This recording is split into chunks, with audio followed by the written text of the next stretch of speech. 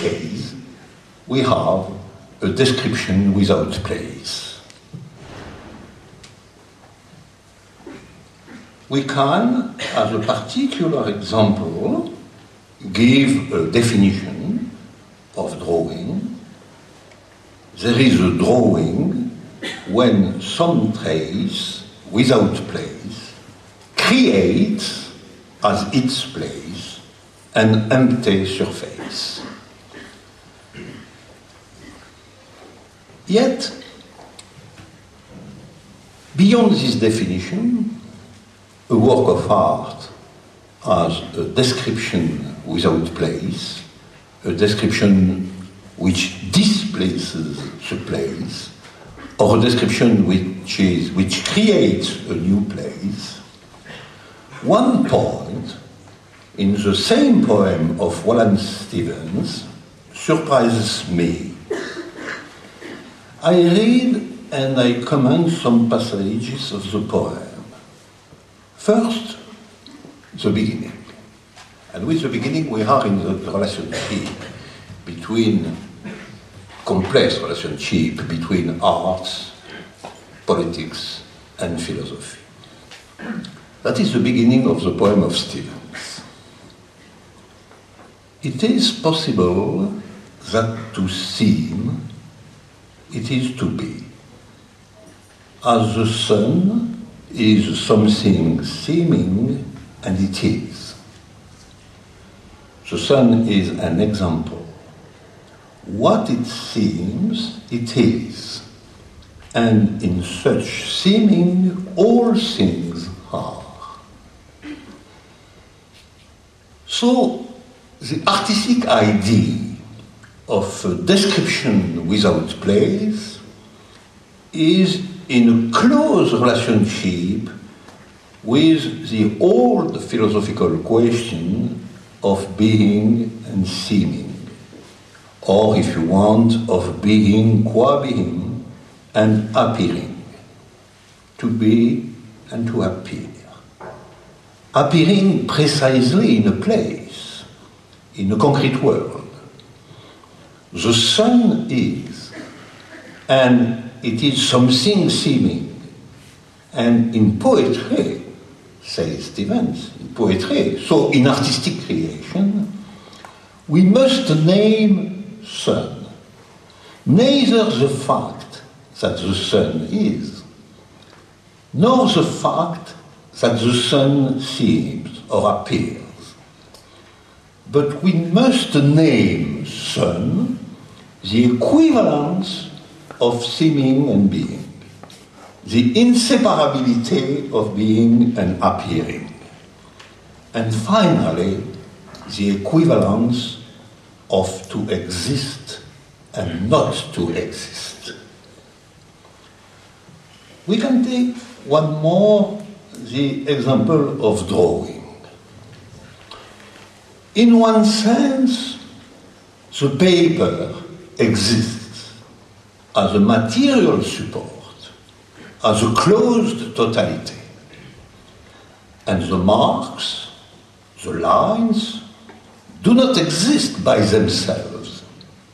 They have to compose something inside the paper. But in another and more crucial sense, the paper as a background does not exist, because it is created as such, as an open surface, by the marks. It is that sort of movable reciprocity between existence and inexistence which constitutes the very essence of drawing. The question of drawing is very different from the famous question in Hamlet. It's not to be or not to be. It's to be and not to be. And that is the reason of the fundamental fragility of drawing, and more generally of a work of art, and especially of a contemporary work of art.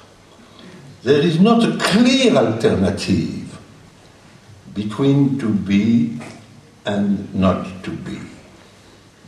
We have much more that Deleuze names a disjunctive synthesis, and also not. This fragility of a work of art is its essential feature. And if we remember another famous sentence of Hamlet, frailty, the name is woman, we can perceive a secret relationship between art and femininity. I shall return in a moment to these points. We have found here, in the small passage of Wallace Stevens, a critique of two historical definitions of beauty and art. The first one is that real beauty is always beyond appearances. So a work of art, as a creation with material means, is only a sign or a symbol of something infinite which is beyond its proper appearance. Appearing is only a passage to real being. Wallace Stevens summarizes this classical theory of beauty when he writes, I quote, "Description is composed of a sight indifferent to the eye." Description is composed of a sight indifferent to the eye. The eye, the concrete vision, is not in art the true sight, the real vision of beauty. The real vision of beauty is indifferent to the eye. It is an act of thinking. But Stevens does not agree, and I do not agree either. In the work of art, there is not the absolute dependence of appearing on a transcendent being. On the contrary, we have to fix a point where appearing and being are indiscernible. In drawing, for example, this point is precisely the point, the mark, the trace, when it is hardly discernible from the white background. Another conception of beauty, of art, more romantic than classical, is that beauty is the sensitive form of the idea. The conception of Hegel, for example. The work of art, as a composition in appearing, realizes an effective presence of the infinite, or of the absolute idea. It is not the question of going beyond seeming, like in the classical conception. The movement goes in the opposite sense.